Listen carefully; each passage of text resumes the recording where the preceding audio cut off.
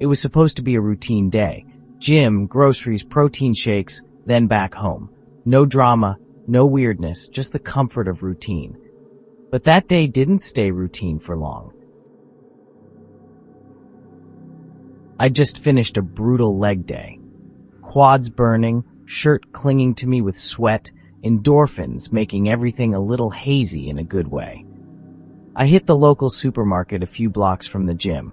I always stopped there afterward, grabbed some chicken breasts, Greek yogurt, protein bars, the usual.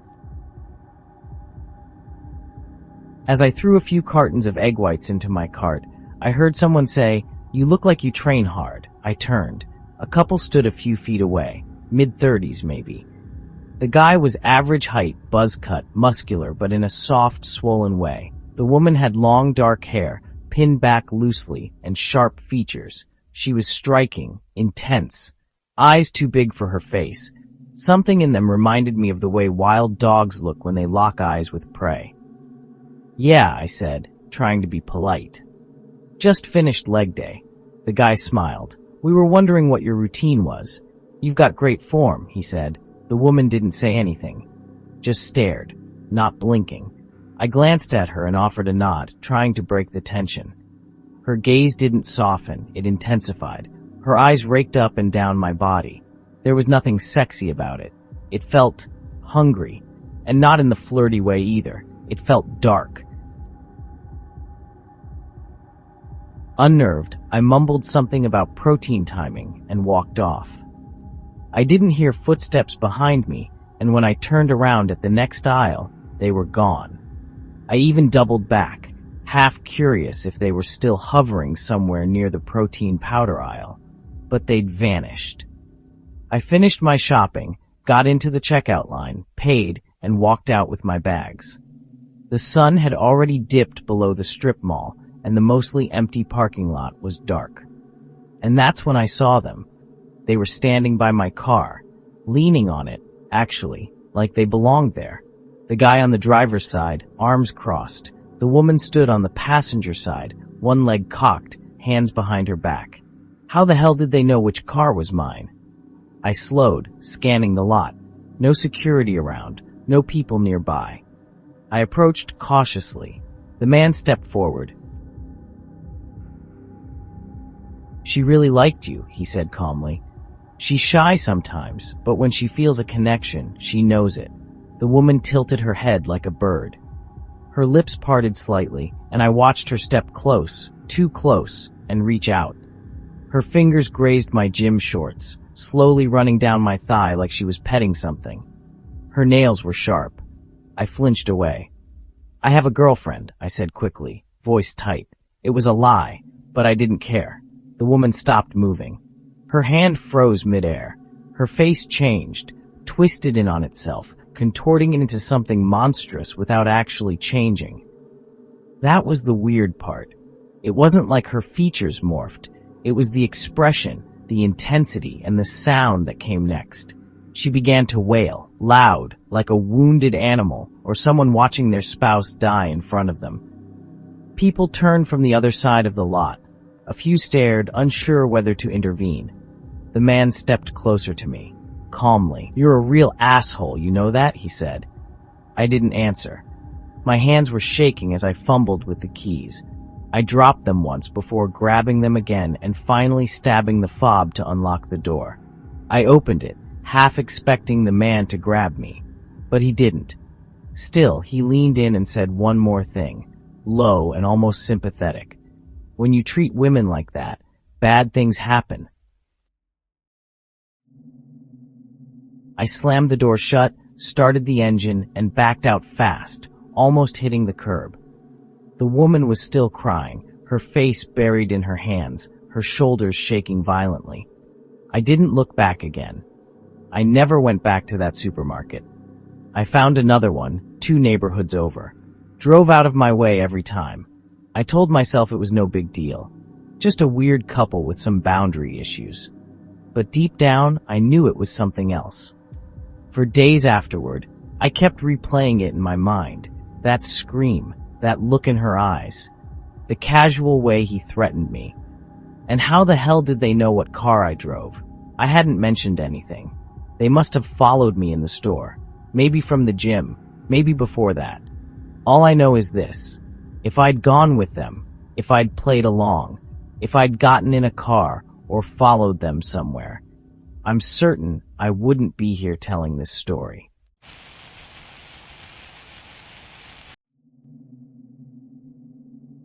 It was a Tuesday. One of those long, dragging days at work where the clock feels like it's mocking you. By the time I clocked out, I was mentally fried and running on caffeine fumes. Still, I forced myself to stop at the supermarket. I'd made a promise to myself to start eating better. Less junk, more real food. It felt like stepping into a new country, one where I didn't speak the language. Goodbye frozen pizza, hello things like quinoa, brown rice, and vegetables that weren't deep fried. I was in the produce section, standing in front of a pile of avocados, squeezing one after another like some green fruit whisperer, trying to find the rare one that wasn't hard as a rock or mushy like overcooked peas. That's when I felt it.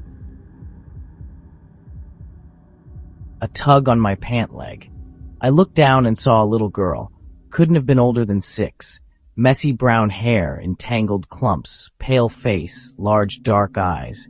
She wore a faded purple dress with a cartoon bear on it, the kind that looked like it had been through one too many wash cycles.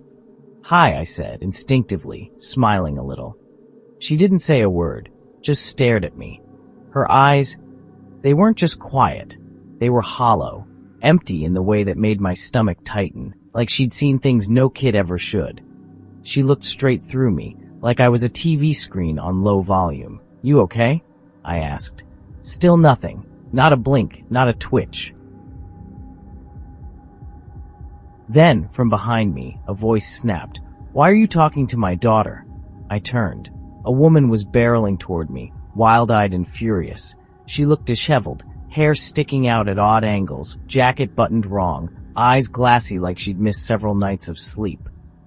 "I wasn't," I stammered. She came up to me. "Uh-huh," she said, curling her lip. "That's what they all say." "They?" I echoed, confused. She stepped closer, lowering her voice but not the threat in her tone. "Human trafficking is real, you know. People like you go to jail for it," she said. That hit like a punch to the gut. My heart started racing. Look, I just asked if she was okay. "That's all," I said. I tried to step around to get away, but the woman blocked me, leaning in close. Her breath smelled sour, like old milk and cigarettes. "You think I'm stupid? I see what you were trying to do." I pushed past her. I don't know why I didn't just drop my cart and leave then and there, but my brain was a mess. The accusation stuck to me like oil. I left the produce and went straight to the front, trying to hold it together, counting each breath. I stood in line with a few items I didn't even remember picking up. My hands were shaking. I just needed to pay and go. The cashier said nothing, gave me a weird look but didn't ask questions. I swiped my card, took the bag, and made a beeline for the parking lot. I could feel sweat pooling under my shirt. That's when I saw them.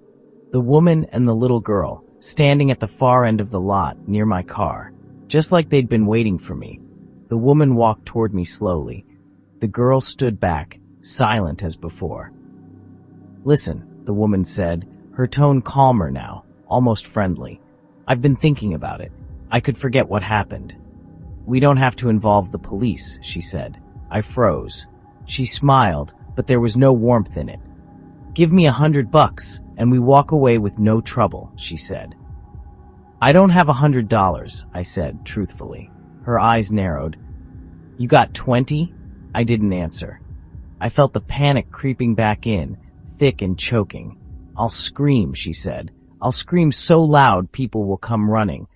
What do you think they'll believe when they see me crying and pointing at you, huh?" And honestly, at that point, if I'd had $20 in cash, I would have given it to her just to be done with it, just to escape the twisted nightmare this had become. But I didn't. So I pushed past her again. She didn't grab me, didn't shout, didn't follow. She just stood there, watching. Cold, calculating, with the girl beside her, expressionless.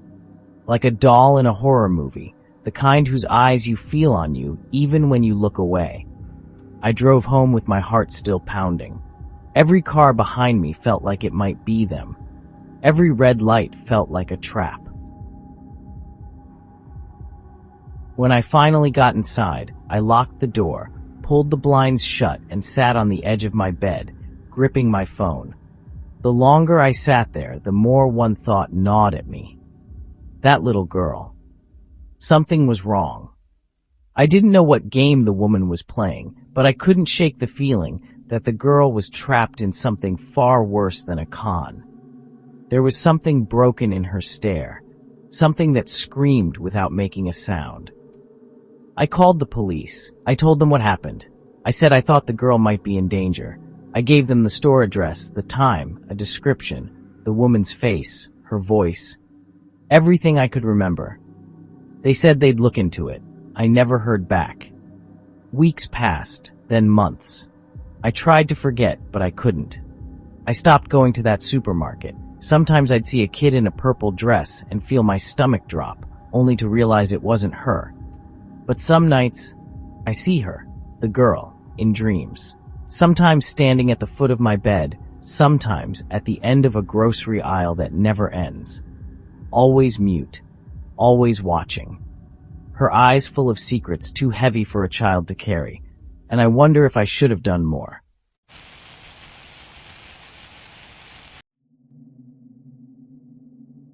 It was just a supermarket job, something to pay the bills while I figured out my life.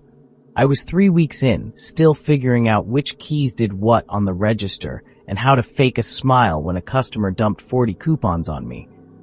When I first saw him, he didn't look particularly strange at first. Just a man in his late 50s, maybe early 60s. Baseball cap, flannel shirt, pushing a cart that held canned goods, beans, corn, soup, chili. Always the same stuff. Always just enough to justify coming in, but never enough to feel normal. He came through my register that first day, smiled at me, but it wasn't a friendly smile. It was stuck, almost. Like his face hadn't caught up with the rest of him. His eyes didn't match it either. They were too wide, too still, like he was watching something no one else could see. I said, "Hello," like I was trained to. He didn't say a word, just kept that weird waxy grin plastered on his face while I scanned his cans one by one. When I handed him his receipt, he took it, nodded once, and walked away. That was just the beginning. He came in again the next day. Same aisle, same groceries, same frozen smile. He didn't ask for help, didn't acknowledge me, didn't say a single thing. Just stared. Always with those creepy eyes. Day after day. After a week, I started to dread his presence. I could feel him before I saw him, like a drop in the air pressure. My shoulders would tighten, my stomach would sink. I told my manager, Scott, about it. "He just gives me the creeps," I said, trying to sound casual, but my voice shook a little. Scott shrugged. "Some people are just awkward. As long as he's not bothering you, try not to let it get to you," he said. But that was the problem. He was bothering me. Not in a way I could explain. Not in a way that left bruises or broken glass, but something about him felt wrong on a bone-deep level. It went on for 2 weeks. Then one afternoon, everything changed. It was raining outside, that gray kind of rain that turns the world into a smear. The store was quiet, slow. I was alone at my register, wiping down the conveyor belt out of boredom when I felt it. That shift in the air. I looked up. He was back. Same cart, same silent shuffle, same empty smile. I went through the motions like always, grabbed the cans, scanned, bagged. My heart was pounding, but I kept my hands steady. Then, as I picked up the last can, he spoke. "You look like her, you know." I froze. My fingers tightened around the can. "Excuse me," I said. He tilted his head. "Your mother." I dropped the can. It hit the floor and rolled. "You look just like her," he continued, his voice low and syrupy. "She misses you. She wanted me to say hi." My breath caught. No one at work knew about my mom. No one. She died 2 years ago. A car accident. A drunk driver blew through a red light. My mom was driving me home from a party I shouldn't have been at. I survived. She didn't. "It wasn't your fault," he added, and then leaned in, voice now barely a whisper. "She wanted me to let you know." I took a step back. I couldn't breathe. My vision blurred for a second, and I had to grip the edge of the counter to stay upright. "How did you know?" I whispered. He didn't answer. Just smiled again, this time wider. Too wide. His lips looked like they were about to crack from the stretch. "Who are you?" I demanded. Still no answer. He simply gathered his bags and walked out, whistling some tune I couldn't place. I stood there shaking. I told Scott again. Told him everything this time. Scott looked concerned, but not concerned enough. He said, "Maybe it's just a weird coincidence. You sure you're not reading too much into it? Maybe it's grief. People see signs sometimes." But this wasn't a sign. This was a message. From someone who shouldn't have known. I didn't sleep that night. Every sound outside made me bolt upright. I kept seeing his face, hearing that voice. The next day, I couldn't bring myself to go in. I called out, feigning a stomach bug. The day after that, I went in early before the store opened and asked to be transferred to stock. No more customers. No more checkout lane. No more him. Weeks passed, and I didn't see him again. I started to think maybe it really was over. Maybe I'd imagined parts of it. Maybe he really was just a creepy guy with bad boundaries. Then a month later, I got a letter. No return address, no stamp. Just my name, handwritten in shaky cursive, slipped under the windshield wiper of my car after my shift. I opened it. Inside was a photo. It was me from behind the register. I was ringing someone up, head tilted in concentration. The angle was slightly high, like it was taken from one of the upper shelves. Blurry, but definitely me. Scrawled on the back in the same shaky handwriting were these words, "She says you're not listening." I quit the next day, didn't give notice, didn't care. I packed up my apartment and left town. Moved across the state, changed my number. I even dyed my hair. I don't tell new people about my mom. I don't give anyone a chance to know. But sometimes, I still feel it. That shift in the air, that drop in pressure. And I wonder if he's followed me. I wonder if he's still watching.